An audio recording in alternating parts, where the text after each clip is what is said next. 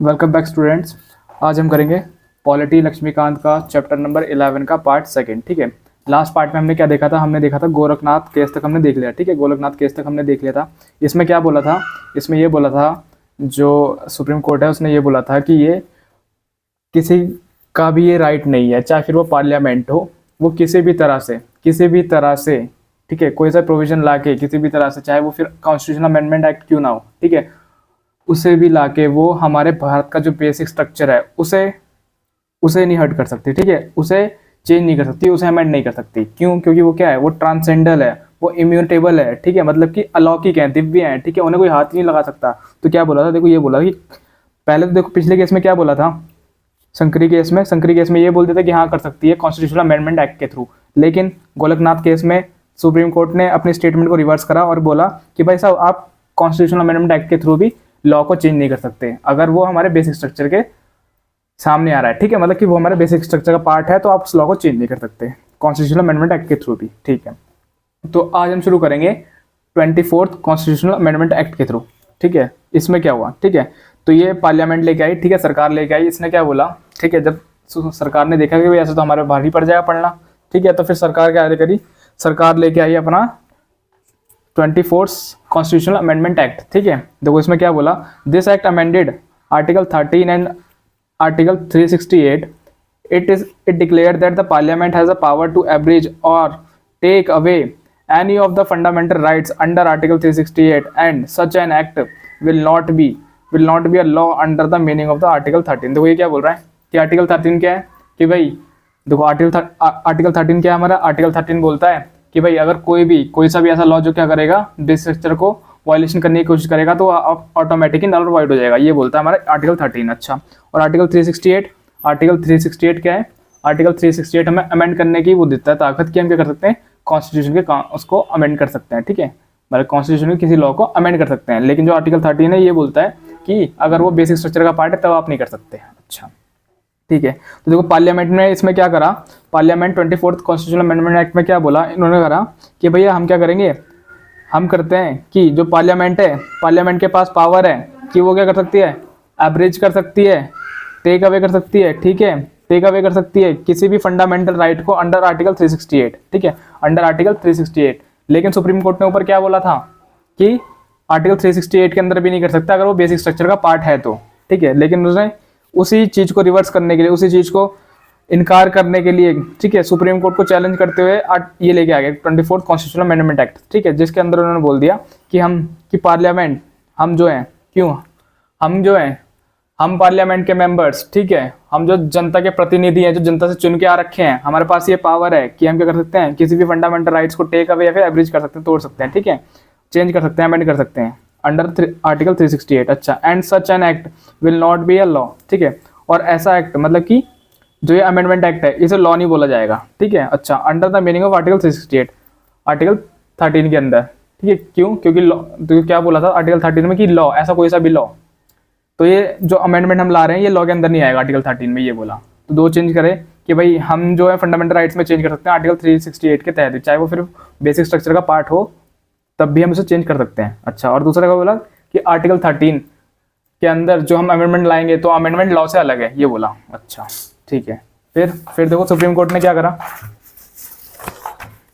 देखो पहले तो ये देख लो, मैं सही बता देता हूँ फिर और भी अच्छा। ठीक है, तो इसमें क्या बोला इन्होंने कि constitutional amendment act equals to not equals to law, मतलब कि लॉ नहीं है। हम जो कॉन्स्टिट्यूशनल अमेंडमेंट एक्ट लेके आ रहे हैं, गवर्नमेंट क्या बोलते हैं, सुप्रीम कोर्ट ने क्या बोला था कि ये लॉ है, कॉन्स्टिट्यूशनल अमेंडमेंट एक्ट भी क्या है, एक लॉ है। लेकिन पार्लियामेंट ने क्या बोल दिया कि भैया ये लॉ नहीं है, तो इसलिए आप आर्टिकल 13 के अंदर इसे चैलेंज कर ही नहीं सकते। ठीक है, अच्छा, the Supreme Court ruled that the power of the Parliament to amend the Constitution under Article 368 also includes the power to amend the fundamental rights. ठीक है, और क्या बोला कि the Supreme Court ruled that the power of the parliament to amend the constitution under article 368 also includes the power to amend the fundamental right। ठीक है भैया, ये बोला कि आर्टिकल 368 के अंदर पार्लियामेंट के पास ये पावर है कि वो फंडामेंटल राइट्स को भी चेंज कर सकता है, अमेंड कर सकता है। द वर्ड लॉ, ठीक है, अब देखो इसमें जो वर्ड आ रहा है लॉ, ठीक है, इन आर्टिकल 13 के अंदर कि जो लॉ वर्ड है आर्टिकल 13 के अंदर इंक्लूड्स ओनली ऑर्डिनरीज लॉ,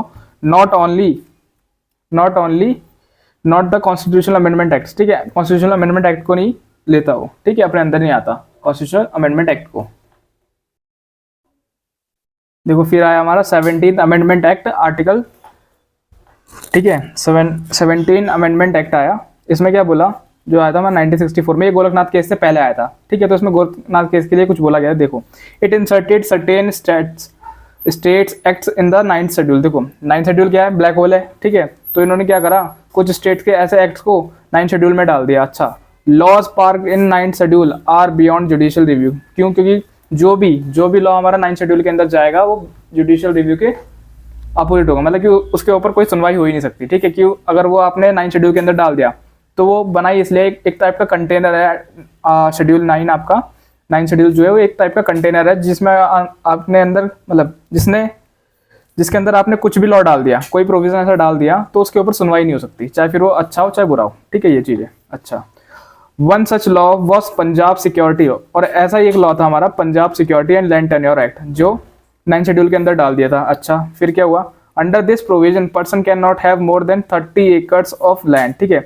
इसके अंदर क्या बोला गया कि एक इंसान के पास इसके अकॉर्डिंग, ठीक है, तो भाई इनके तो जो एक्ट था तो उसे तो वो कर दिया, ठीक है, मतलब क्या 9th शेड्यूल के अंदर डाल दिया कि भाई जिसके एक्ट के अंदर ये जितनी चाहे उतनी जमीन रख सकते थे, Punjab security land tenure act, ठीक है, टेन्योर एक्ट, तो ये उसे तो उन्होंने उसके अंदर डाल दिया 9th शेड्यूल के अंदर गवर्नमेंट ने, ठीक है। और फिर क्या बोला, फिर बोला कि भैया अब क्या है कि 30 एकड़ से ज़्यादा किसी के पास भी ज़मीन नहीं होनी चाहिए, और जितनी भी फालतू ज़मीन होगी 500 एकड़ 1000 एकड़ जिसके पास भी होगी वो सारी की सारी जब्त होगी, गवर्नमेंट को दी जाएगी। तो ठीक है, ऐसा हुआ। तो गोरखनाथ जो अभी हमने पीछे पढ़ा, ठीक है, वॉज अ लैंड होल्डर, ठीक है, वो भी एक क्या थे, लैंड होल्डर थे पंजाब में। ही अप्रोच सुप्रीम कोर्ट, तो सुप्रीम कोर्ट गए वो अपने आर्टिकल 13 की वायलेशन के लिए। तब सुप्रीम कोर्ट ने बोला कि हाँ भाई ये तो बहुत गलत हो रहा है, और वो स्टेटमेंट सुनाई थी क्या कि कॉन्स्टिट्यूशनल अमेंडमेंट एक्ट के थ्रू भी आप ये नहीं कर सकते, बेसिक स्ट्रक्चर का वो नहीं कर सकते, ठीक है, वायलेशन। फिर क्या करा, पार्लियामेंट 29th अमेंडमेंट एक्ट लेके आई 1972 में। क्या बोला, रिलेटेड टू लैंड रिफॉर्म्स, ये किसके लिए रिलेटेड था, लैंड रिफॉर्म्स के अकॉर्डिंग, ठीक है। More states acts were added to the 9th schedule. भाई अब इसमें वो और ज़्यादा करके डालने लगे, और ज़्यादा डालने लगे, ठीक है, जो गवर्नमेंट थी वो और ज़्यादा एक्ट इसमें डालने लगी, जिससे कि कोई अपील ही ना कर सके। जब अपील ही नहीं होगा तो हमारे पे जो कोई बैन, मतलब कि हमारे पे जो लिमिट सेट कर सकता है गवर्नमेंट के ऊपर, तो सुप्रीम कोर्ट करेगी नहीं। क्यों? क्योंकि सुप्रीम कोर्ट के पास ऐसा कोई हम केस ही नहीं जान देंगे। तो ये फिर हमारे जो गवर्नमेंट थी उन्होंने ऐसी चाल चली। फिर क्या हुआ, फिर एक केस आया हमारा केशवानंदा भारती केस। देखो इसमें सब कुछ खुलासा हो जाएगा, बढ़िया, जो ये गुट्ठी उलझ रही थी सब कुछ खुलासा हो जाएगा। देखो, Kesavananda Bharati was the head of the Edneer Mutt. Edneer मठ क्या थे, देखो ये एक केरला के स्वामी थे, आप बोल सकते हो केरला के एक बहुत बड़े स्वामी थे, जाने माने प्रतिष्ठित व्यक्ति थे ये, ठीक है। और इनकी एक अधीर मठ था, मतलब कि इनका ये समझ लो आश्रम टाइप का था जिसका नाम था अधीर मठ। तो इनके पास बहुत सारी जमीन थी। अच्छा, ठीक है। तो फिर due to Kerala land reform act, ठीक है, अब देखो क्या हुआ कि गवर्नमेंट ने जो लैंड रिफॉर्म एक्ट थे जितने भी स्टेट के, लगभग सभी स्टेट के, उसे 9th शेड्यूल में डाल दिया। अब जब 9th शेड्यूल में डाल दिया तो उसके खिलाफ कोई अपील भी नहीं कर सकता था। और उसके बाद क्या बोला ना कि 30 एकड़ से ज़्यादा किसी के पास हो नहीं चाहिए ज़मीन। अच्छा, ठीक है, तो इसका मतलब जब्त करने लगे वो सारी ज़मीन पार्लियामेंट, ठीक है, गवर्नमेंट। अच्छा, due to the Kerala land reform act की भैया जो डाल दिया, तो he was not able to manage his mutt and its property. देखो क्या भाई कि इन्होंने बोला कि भाई गवर्नमेंट ने बोला कि अब आपके पास जितनी भी ज़मीन है इसे अब हमारे हवाले कर दो, हम देखेंगे इसका क्या करना है। आप बस अपना जो 30 एकड़ है इतना संभालो, बाकी का हम देख लेंगे, आप बस इसमें काम करो जितना आपको दे दिया हमने। अच्छा, महाराज जी को केशवानंदा भारती केस, ठीक है, ये अधीर मठ के स्वामी थे। अच्छा, फिर ये बोलते हैं गवर्नमेंट से, क्या बोलते हैं, ये बोलते हैं भाई साहब ज़मीन मेरी, ठीक है, अधीर मठ मेरा, यहाँ का मालिक मैं, मेरी ज़मीन का मालिक मैं, ठीक है, तो आप कहाँ से आ गए, आप कैसे इस पर काम कर सकते हो, ठीक है। अच्छा, तो गवर्नमेंट ने बोला भाई हम तो ऐसे ही करेंगे, जाओ तुम कर दो अपील, अपील कर दो। लेकिन अपील कैसे करते भाई, जिस एक्ट के अंदर वो अपील करते वो तो उन्होंने उसके अंदर डाल दिया 9th शेड्यूल के अंदर, और जिस उसके ऊपर रिव्यू हो ही नहीं सकता। तो फिर जो केशवानंदा भारती हैं ये अपने गए लॉयर के पास, उन्होंने क्या बोला, as 24th amendment act change Article 13 and 29 the amendment added this under 9th schedule there is no scope of the judicial review, ठीक है, वही जो मैंने अभी बताया कि वही जा नहीं सकते थे जुडिशियल रिव्यू के लिए। क्यों? क्योंकि उन्होंने 24th अमेंडमेंट एक्ट के थ्रू क्या कर दिया था, 9th शेड्यूल में डाल दिए थे जितने भी लैंड रिफॉर्म एक्ट थे बाकी स्टेट्स के, ठीक है। अच्छा, तो फिर उन्होंने क्या करा, उनके जो लॉयर थे उन्होंने सजेस्ट करा कि आप क्या करो, एक फाइल करो, क्या करो कि ही फाइल्ड केस अंडर रिट, एक रिट पिटीशन फाइल करो सुप्रीम कोर्ट को। अच्छा, रिट पिटीशन फाइल करो सुप्रीम कोर्ट को, एंड ऑल्सो कॉल्ड एज और उसे बोला गया, इसी केस को बोलते हैं हम Kesavananda versus state of Kerala case, ठीक है। जिस केरला की जो गवर्नमेंट थी उसके खिलाफ केशवानंदा भारती जी खड़े हुए थे। केशवानंदा भारती कौन? वही अधीर मठ के स्वामी, ठीक है।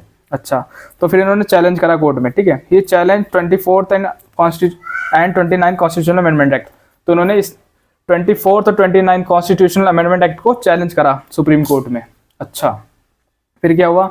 The Supreme Court overruled its judgment in the Golaknath case, ठीक है। गोलकनाथ केस में जो बोला था तो उसे चेंज कर दिया, ठीक है। चेंज करते हुए क्या बोला? गोलकनाथ केस में क्या बोला? देखो, गोलकनाथ में जो उन्होंने जो स्टेटमेंट दी थी कि भाई साहब कॉन्स्टिट्यूशनल अमेंडमेंट एक्ट के थ्रू भी नहीं कर सकते आप, ठीक है। ये आपको वो नहीं दिया जा रहा, अधिकार नहीं दिया जा रहा, ठीक है।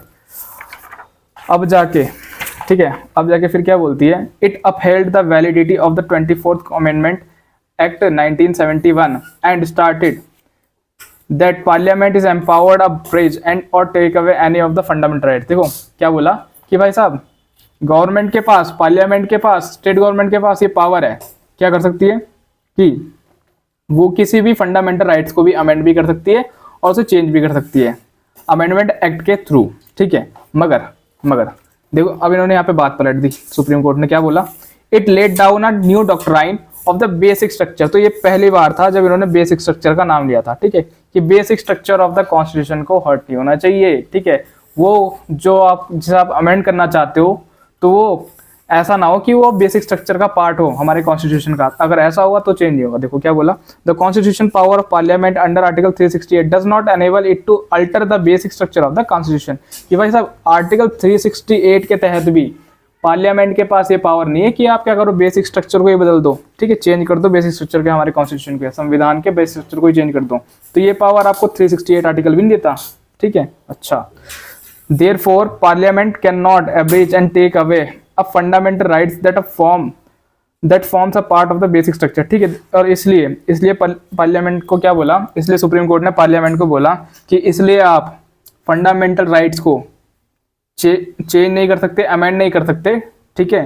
क्यों? क्योंकि ये एक इंटीग्रल पार्ट है हमारे बेसिक स्ट्रक्चर का। बेसिक स्ट्रक्चर का इंटीग्रल पार्ट है हमारे, बेसिक स्ट्रक्चर हमारा जो संविधान है, संविधान का बेसिक स्ट्रक्चर का पार्ट है कौन? Fundamental rights. तो इसे आप पॉलिट नहीं कर सकते, आप इसे अमेंड नहीं कर सकते, ठीक है।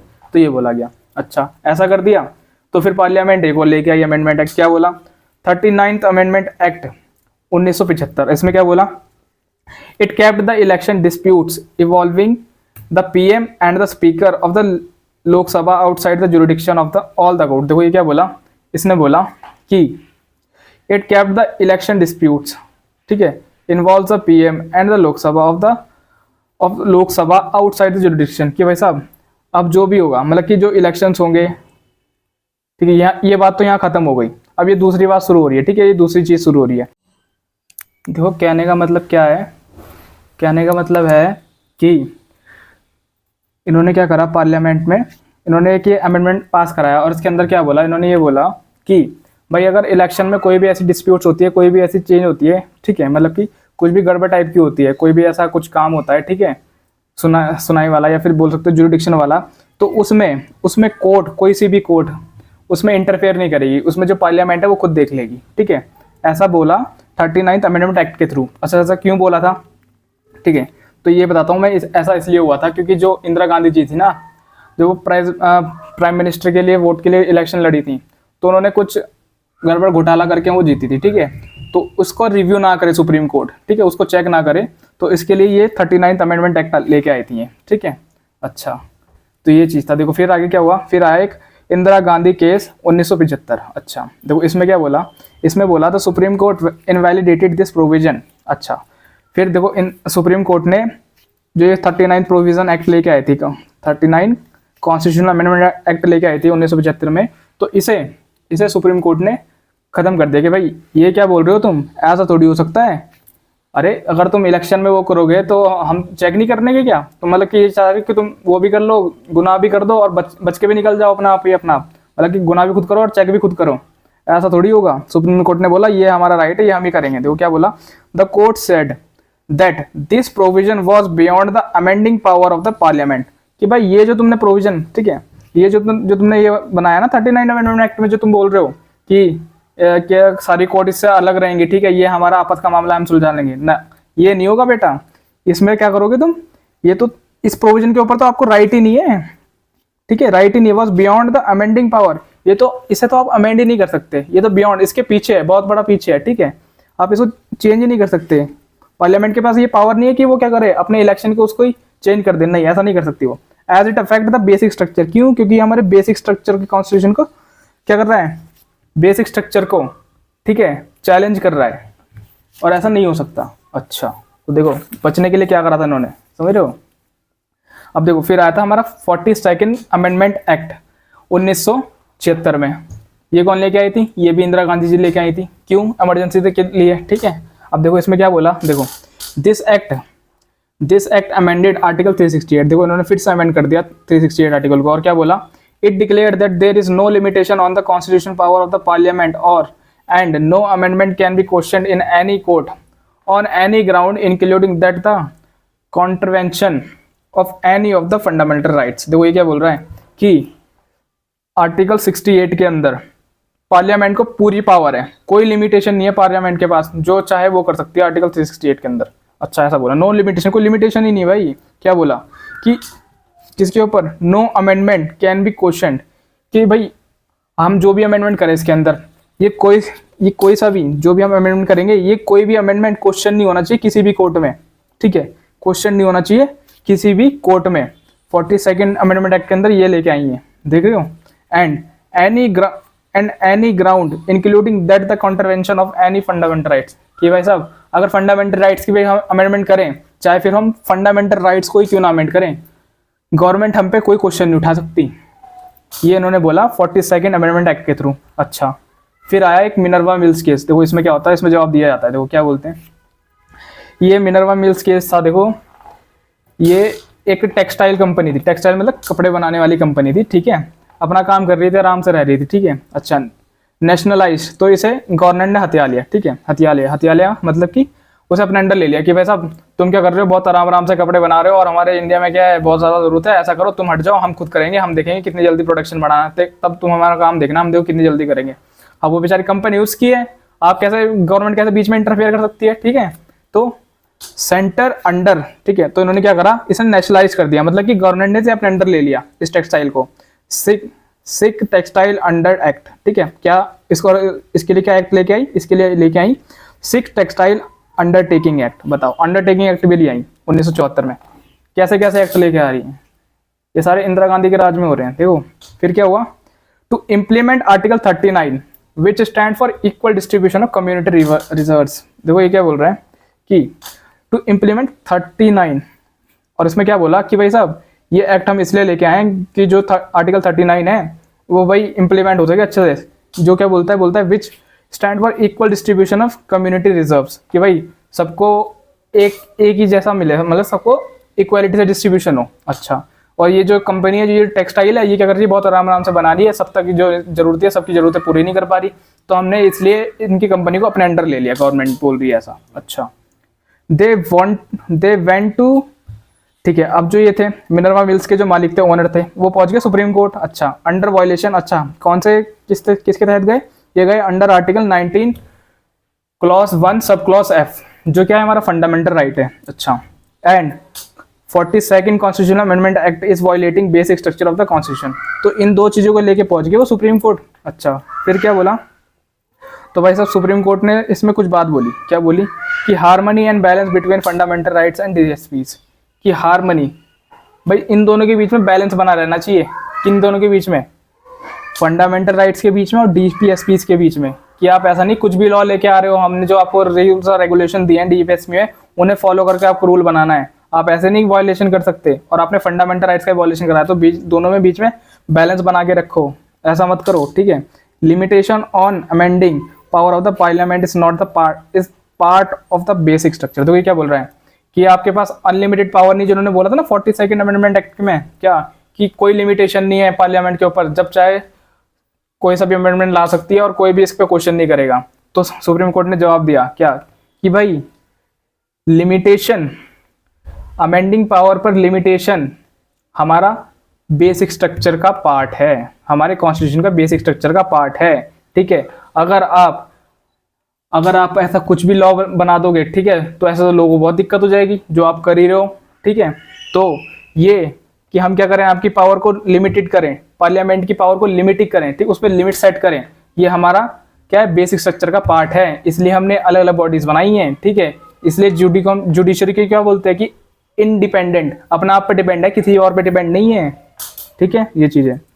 Judicially review is the part of basic structure. और जुडिशियल रिव्यू क्या आपने बोला था, कोई भी सुनवाई नहीं होगी, कोई भी क्वेश्चन नहीं करेगा, ठीक है। तो फिर क्या बोला, इस पॉइंट के लिए बोला कि जुडिशियल रिव्यू तो हमारे बेसिक स्ट्रक्चर का पार्ट है, आप इसे भी नहीं कर सकते। तो देखो हर जगह गूगली फेंक रही है, सुप्रीम कोर्ट क्या बोल रही है कि basic structure basic structure basic structure. तो इस चीज को रोकने के लिए गवर्नमेंट जो है बेसिक स्ट्रक्चर का थ्योरी लेके आई थी, डॉक्ट्राइन लेके आई थी, ठीक है, ये चीज था। आगे आगे देखो एक और केस है, वमन राव केस, ये आया था 1981 में। देखो इसमें क्या हुआ, इसमें सुप्रीम कोर्ट ने बोला, supreme court adhered to the doctrine of the basic structure and further clarified that it would be applied to constitutional amendment enacted after April 24, 1973, that is the date of the judgment in the Kesavananda Bharati case. देखो ये क्या बोला कि जो हमारे basic structure है, ठीक है, वमन राव केस में क्या बोला कि जो हमने बेसिक स्ट्रक्चर की जो डॉक्ट्राइन शुरू करी, हमने कहाँ से शुरू करी, हमने शुरू करी केशवानंदा भारती से, और तब से जो हमारा कॉन्स्टिट्यूशन है उसमें स्टेबिलिटी मेंटेन है, ठीक है।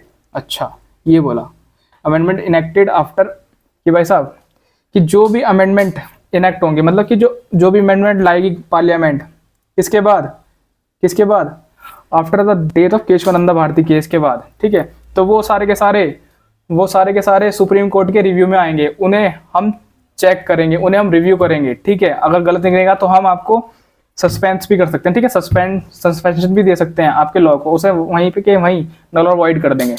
और आज के बाद कोई ये नहीं बोलेगा किसी भी अमेंडमेंट एक्ट के थ्रू कि ये आउट ऑफ रिव्यू है, ऐसा कुछ नहीं है। अगर आप कॉन्स्टिट्यूशनल अमेंडमेंट एक्ट लेके आओगे केशवानंदा भारती केस के बाद, ठीक है, केशवानंदा भारती केस के बाद, तो वो जुडिशियल रिव्यू के लिए एप्लीकेबल है, चाहे आप कितने भी लेके आओ। लेकिन केशवानंदा भारती के केस के बाद जितने भी आएंगे कॉन्स्टिट्यूशनल अमेंडमेंट एक्ट, वो सारे के सारे हम रिव्यू करेंगे, ये हमारा बेसिक स्ट्रक्चर का पार्ट है, ठीक है। अच्छा, फिर अब हम देखते हैं element of the basic structure. देखो अब हमें बेसिक स्ट्रक्चर में क्या क्या आता है ये तो पता नहीं चला, लेकिन हमें जो इतने सारे केस हुए, ठीक है, इतने सारे केस हुए जो उसमें जजमेंट दी हमारे सुप्रीम कोर्ट ने, तो उसमें से हमने कुछ निकाले हैं, ठीक है, कुछ बेसिक स्ट्रक्चर की, हाँ भाई ये अच्छा ये चीज़ है जिसके बारे में बोल रहे हो कि ये बेसिक स्ट्रक्चर का पार्ट है, तो वो हमने निकाला है। देखो क्या क्या है, सुप्रीमेसी ऑफ द कॉन्स्टिट्यूशन, कि कॉन्स्टिट्यूशन क्या है, सबसे ऊपर सुप्रीमेसी है, मतलब कि सर्वोपरि है, सबसे ऊपर है हमारा कॉन्स्टिट्यूशन। अच्छा, sovereignty, democracy and republic nature of the Indian polity, जो हमारा देश है वो क्या है, आजाद, ठीक है, सॉवरेन है, और डेमोक्रेटिक है, रिपब्लिक है, ठीक है, ये भी हमारा क्या है, बेसिक स्ट्रक्चर का पार्ट है। Secular character of the constitution, secular character मतलब सभी धर्मों के लोग रहते हैं, ये भी हमारा बेसिक स्ट्रक्चर का पार्ट है, इस पर भी कोई हानि नहीं आनी चाहिए, ठीक है। Separation of powers between legislature executive, देखो लेजिस्लेचर एग्जीक्यूटिव एंड जुडिशरी, ये क्या है, इनके बीच में पावर का डिस्ट्रीब्यूशन हो रखा है, तो ये भी हमारा बेसिक स्ट्रक्चर का पार्ट है, ठीक है। फेडरल कैरेक्टर मतलब जो हमारा देश है वो फेडरल है, मतलब कि वो दो पावर्स में डिवाइडेड है, तो उसमें बाइकैमरलिज्म है, मतलब कि अपर हाउस और लोअर हाउस दो पावर में डिवाइडेड है, ठीक है, तो उसे बोलते हैं फेडरल कैरेक्टर, ठीक है। अच्छा, कि जिसमें सेंटर पे भी पावर है और स्टेट पे भी पावर है, दोनों मिलकर काम कर रहे हैं। अच्छा, अब देखो unity and integrity of the nation, अनेकता में एकता है हमारे देश में, तो ये भी हमारे बेसिक स्ट्रक्चर पार्ट है। मतलब इसके ऊपर कोई ऐसा अमेंडमेंट ना लेके आओ आप कि जो हमें नल और वॉइड करना पड़े, तो ये हमने कुछ आपको पॉइंट्स दिए हैं जिनके ऊपर आप लॉ कॉन्स्टिट्यूशनल अमेंडमेंट लेके नहीं आ सकते, इसमें कुछ अमेंड ही नहीं कर सकते, ये हमारे बेसिक स्ट्रक्चर का पार्ट है, जिनके साथ आप कुछ भी छेड़छाड़ कर ही नहीं सकते। अच्छा, वेलफेयर स्टेट, ठीक है, सोशल इकोनॉमिक जस्टिस, ठीक है, वेलफेयर स्टेट मतलब कि सोशल इकोनॉमिक जस्टिस, मतलब कि स्तर पर, कौन से स्तर पर, ग्राउंड लेवल पर सबके साथ जो इकोनॉमिक है, जो एक जैसा काम कर रहे हो उन्हें एक जैसा वो मिले, ठीक है, इसके ऊपर भी कोई वो नहीं ला सकता अमेंडमेंट कि आपने इसका काम छीन लिया, वेलफेयर के लिए करने गए थे और करके कुछ और आए, ठीक है, ये नहीं होना चाहिए।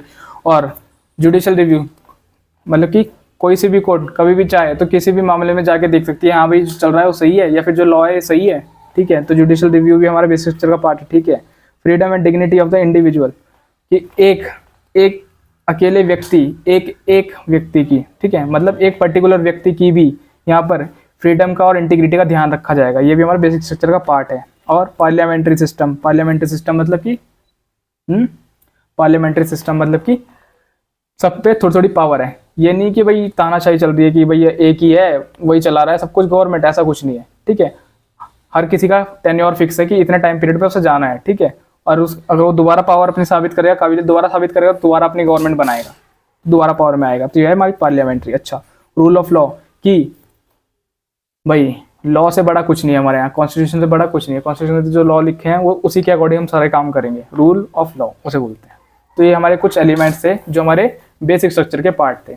तो इसी के साथ हमारी ये वीडियो खत्म होती है और चैप्टर भी यहीं पे खत्म होता है 11। आशा करता हूँ आपको वीडियो अच्छी लगी होगी, तो वीडियो को लाइक करो, चैनल को सब्सक्राइब करो।